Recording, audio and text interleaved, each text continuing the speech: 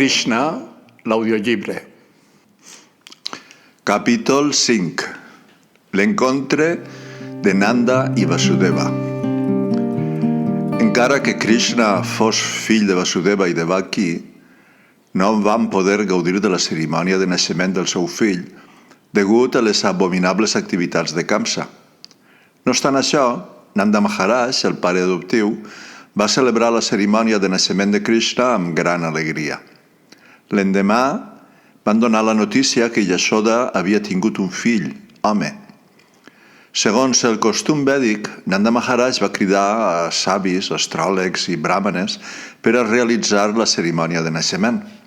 Després del naixement d'un xiquet, els astròlegs calculen el moment del naixement i fan l'horòscop de la vida futura del xiquet. Abans de la cerimònia, els membres de la família es banyen, s'adrecen i s'engalanen amb ornaments i robes elegants.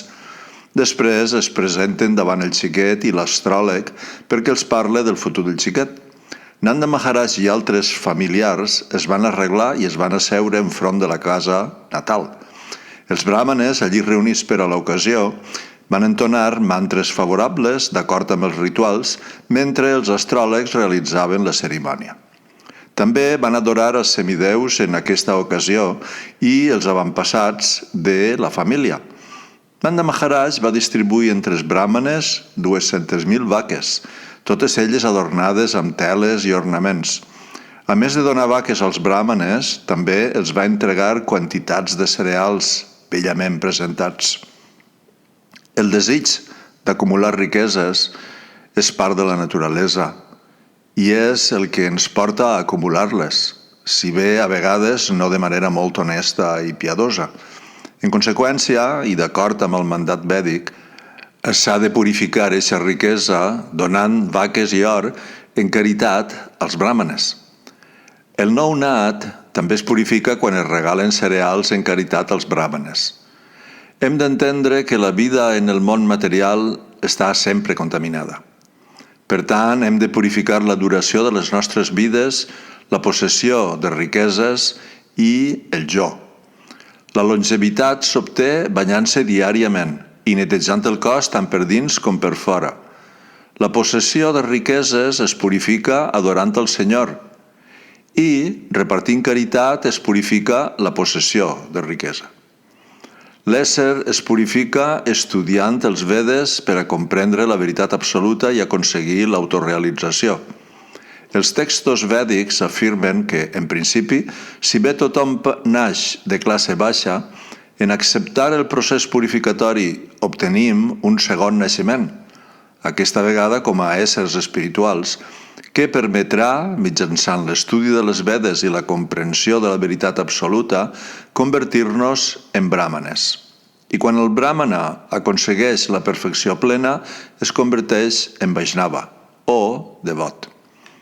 En la cerimònia de naixement de Krishna, tots els bràhmanes reunits van començar a cantar diferents mantres vèdics per a invocar bona fortuna per al xiquet. Juntament amb aquest cant de mantres i cançons, sonaven en l'exterior de la casa cornetes i timbals. Les vibracions de goig se sentien tant per les pastures com en totes les cases.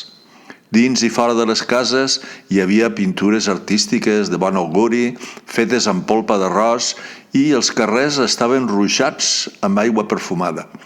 En els terrats i teulades hi havia banderes, fistons i fulles verdes. Les portes estaven adornades amb fulles verdes i flors.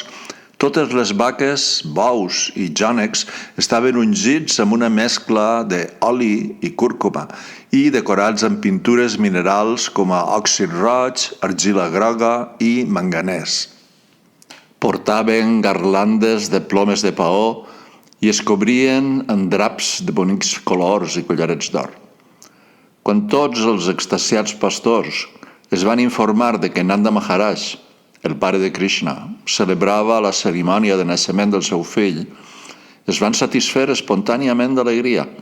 Es van vestir amb robes molt costoses i van adornar els seus cossos amb arracades i collarets, a més de grans turbants al cap.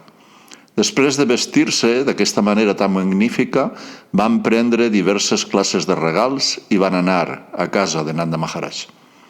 Quan les pastores es van assabentar que mare Yashoda havia donat a llum a un xiquet, es van omplir d'alegria, es van vestir acuradament, es van col·locar adorns costosos i es van ungir el cos amb cosmètics perfumats. Les gopis, o pastores, es van aplicar pols de cúrcuma en els seus rostres de lotus per a embellir-los. Semblava el pol·len de la flor de lotus que realça l'exquisida bellesa de la flor. Les belles gopis van prendre diferents presents i prompte van arribar a casa de Maharaj Nanda. Les seues amples cintures i prominents pits entorpien el ritme dels seus passos, així que van tardar molt a arribar, encara que, portades de l'amor extàtic a Krishna, avançaven el més de pressa possible. Portaven les orelles adornades amb orellals de perles i del coll els penjaven medallons enjoiats. Portaven els llavis i els ulls pintats amb diferents cosmètics i en els braços preciosos braçalets d'or. En avançar pel camí empedrat, els collarets de flors que portaven es van escampar pel terra, fent l'efecte que hagueren plogut flors. El balanceig dels diferents adorns que portaven les feia encara més atractives. A poc, tots van arribar a casa de Nanda i Yashoda i van beneir el xiquet. «Benvolgut xiquet, que visques molt de temps per a protegir-nos». Mentre beneïen així el xiquet Krishna, li van oferir una mescla de pols de cúrcuma, oli, iogurt, llet i aigua. Van ruixar la mescla no sols sobre el cos del xiquet Krishna, sinó sobre totes les persones presents. En aquesta ocasió favorable hi havia també diferents bandes d'experts músics tocant. Quan els pastors van veure les diversions de les pastores, es van posar molt contents i en resposta també van començar a llançar iogurt, llet, mantega i aigua sobre els cossos de les gopis. Llavors totes dues parts van començar a llançar-se mantega els uns als altres. Nanda Maharaj també estava molt satisfet en veure els divertiments de pastors i pastores i va donar en caritat profusament als cantants congregats. Hi havia cantants que recitaven llargs versos de l'Upanishads i Puranes, uns altres enaltien els avantpassats de la família i altres cantaven cançons molt dolces. Hi havia també molts bràhmanes erudits i Nanda Maharaj, molt content, en aquesta ocasió els va regalar diferents classes de peces, ornaments i vaques. Tots els pastors de vaques pertanyien a la comunitat Vaishya i la seva activitat consistia a protegir les vaques i cultivar els camps. La descripció dels seus vestits i ornaments i el seu comportament sembla indicar que, encara que estaven en un llogaret xicotet, també eren rics en possessions materials. Posseïen tal abundància de productes lactis que es llançaven mantega en abundància entre ells sense cap restricció. La seva riquesa era en la llet, el iogurt, la mantega i molts altres productes lactis, així com el comerç amb els seus productes agrícoles.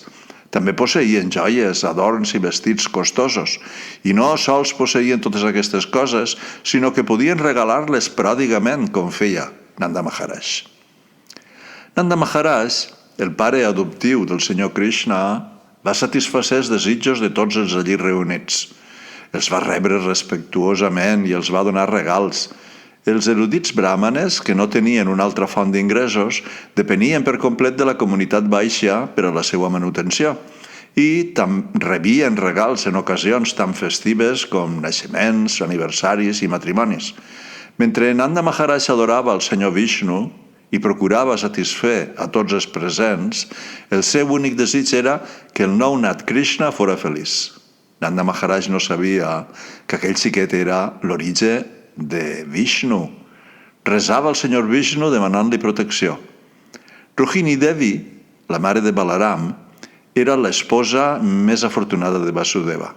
Estava lluny del seu marit i, no obstant això, només per a felicitar a Maharaj Nanda amb motiu del naixement del seu fill, Krishna, es va vestir elegantment. Abillada amb una garlanda, un collaret i altres ornaments corporals, va arribar al lloc. D'acord amb el sistema vèdic, una dona, el marit de la qual no està a casa, no és vist molt bé. Però encara que el marit de Rohini no estava, ella es va vestir com corresponia a l'ocasió. Després de la cerimònia, Nanda Maharaj va decidir anar a Mathura a pagar l'impost anual al govern de Kamsa. Abans de partir, va convocar els pastors més capaços del llogaret i els va demanar que cuidaren de Vrindavan en la seva absència. Quan Nanda Maharaj va arribar a Mathura, Vasudeva va rebre la notícia de l'arribada i, desitjós de felicitar el seu amic, va anar immediatament al lloc on s'allotjava. Quan Nanda va veure a Vasudeva, es va alegrar.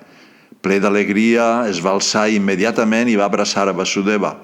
Vasudeva va ser rebut molt calorosament i se li va oferir un bon lloc per a seure.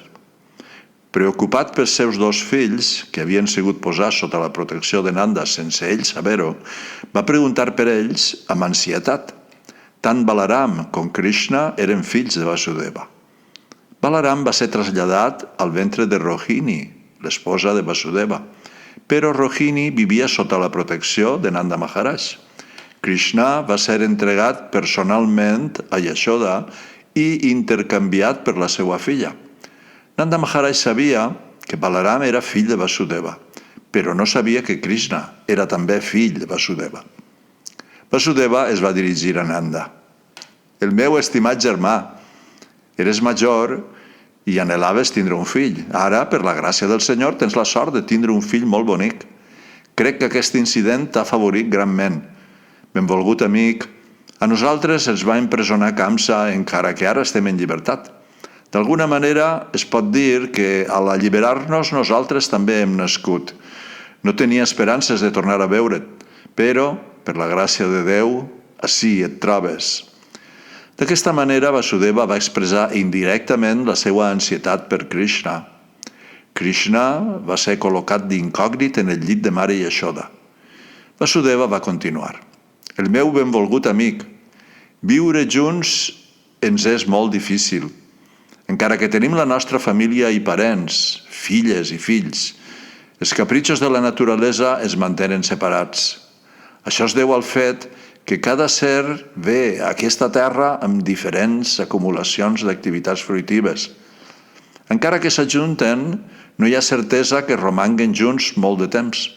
Segons les activitats fruitives de cadascun, ha d'actuar de manera diferent i, per tant, separar-se. Per exemple, moltes plantes i herbes seques floten sobre les aigües de l'oceà. A vegades s'ajunten i a vegades se separen per sempre. Unes en aquesta direcció i altres en l'oposada. De la mateixa manera, la nostra família pot ser molt agradable mentre vivim junts, però després d'algun temps, en el curs de les ones del temps, ens separem. Vasudeva es referia al fet de que, si bé havia tingut 8 fills nascuts en el ventre de Devaki, per desgràcia tots s'havien anat. Ni tan sols va poder mantindre amb si el seu únic fill, Krishna. Vasudeva sentia la seva separació, però no podia comunicar-li-ho a ningú. Per favor, parla'm del benestar de Vrindavan, li va dir. Tens molts animals? Estan bé? Reben suficient pastura i aigua? Per favor, dis-me també si el lloc on viviu és tranquil i pacífic. Aquestes preguntes demostraven l'inquietud que Vasudeva sentia per la seguretat de Krishna. Ell sabia que Kamsa i els seus seguidors volien matar a Krishna mitjançant l'enviament de diversos dimonis.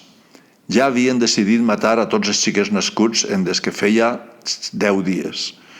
Com Vasudeva estava tan ansiós per Krishna, va preguntar per la seguretat de la seva residència. També va preguntar per Balaram i la seva mare, Rohini, que estaven a cura de Nanda Maharaj. Vasudeva també va recordar a Nanda Maharaj que Balaram no coneixia el seu verdader pare. Ell et considera el seu pare, i ara tens un altre fill, Krishna, i crec que estàs cuidant molt bé de tots dos. També és significatiu que Vasudeva preguntara pel benestar dels animals de Nanda Maharaj. Els animals, i especialment les vaques, eren protegits exactament com es protegia els fills. Vasudeva era un kshatriya, un guerrer i governant, i Nanda Maharaj era un vaixya, un pastor i agricultor. És deure dels kshatriyas protegir els ciutadans i és deure dels vaixyas protegir les vaques. Les vaques són tan importants com els ciutadans.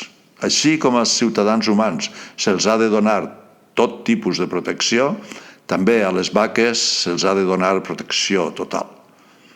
Vasudeva va continuar dient que el manteniment dels principis religiosos, el desenvolupament econòmic, l'execució satisfactòria de la satisfacció dels sentits depenen de la cooperació entre parents, nacions i tota la humanitat.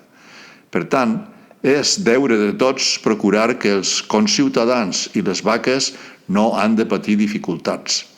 Cal vetllar per la pau i la comoditat dels iguals i dels animals. És així com s'aconsegueix sense perill el progrés dels principis religiosos, el desenvolupament econòmic i la satisfacció dels sentits. En sentir això, Nanda Maharaj va replicar: «El meu volgut Vasudeva, sé que estàs molt afligit perquè el cruel rei Kamsa ha matat a tots els vostres fills. Encara que l'última era una filla, Kamsa va ser incapaç de matar-la i ella ha accedit als planetes celestials. El meu benvolgut amic, no has de greujar-te i a tots ens controlen les nostres activitats passades imperceptibles. Tothom està subjecte als seus actes passats i aquell que està familiaritzat amb la filosofia del karma i les seues reaccions és un home de coneixement. Tal persona no se sentirà perjudicada per cap incident, feliç o desgraciat». Vasudeva va respondre a continuació: «El meu volgut Nanda, si ja has pagat els impostos del govern, torna prompte a la teua casa perquè crec que pot haver-hi alguns disturbis en Gokula». Després de l'amistosa conversa entre Nanda Maharaj i Vasudeva, Vasudeva va tornar a la seva casa. Nanda Maharaj i els altres pastors de vaques que havien anat a Mathura a pagar els seus impostos també van tornar a les seues.